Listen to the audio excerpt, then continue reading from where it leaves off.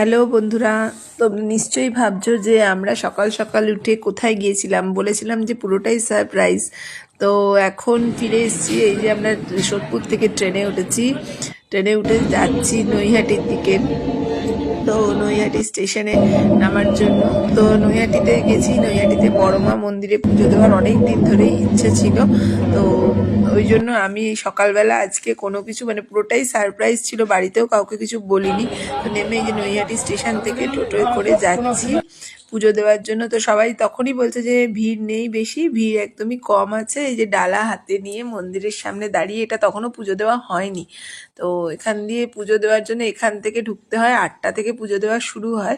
সকালবেলা যত বেলা বাড়ে তত ভিড় বাড়ে। আজকে আমরা খুব একটা ভিড় পাইনি। যে মায়ের মূর্তি, তো এটা মায়ের ফটোটা আমরা পিছন দিক থেকে তুলেছি। সামনে থেকে কোনো ফটো তোলার কোনো কিছু নিয়ম নেই, ফটো সেলফি কিছুই তোলা যায় না। এটা পুজো দিয়ে বেরোনোর সময়, পুজো দিয়ে বেরিয়ে আমরা মায়ের দুটো ফটো নিলাম। ফটো নিয়ে আবার ট্রেনে করে বাড়ি চলে আসলাম। তো ভালোই পুজো দিতে পেরেছি, কোনো অসুবিধা হয়নি। সেরকম ভিড় ছিল না, ভিড় হচ্ছিল আমরা যখন ফিরছি তখনই ভিড় হচ্ছিল।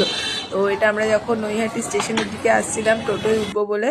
তো এই যে নৈহাটি স্টেশনে বসে আছি। তো চলো টাটা, পরের ব্লগে আবার কথা হবে।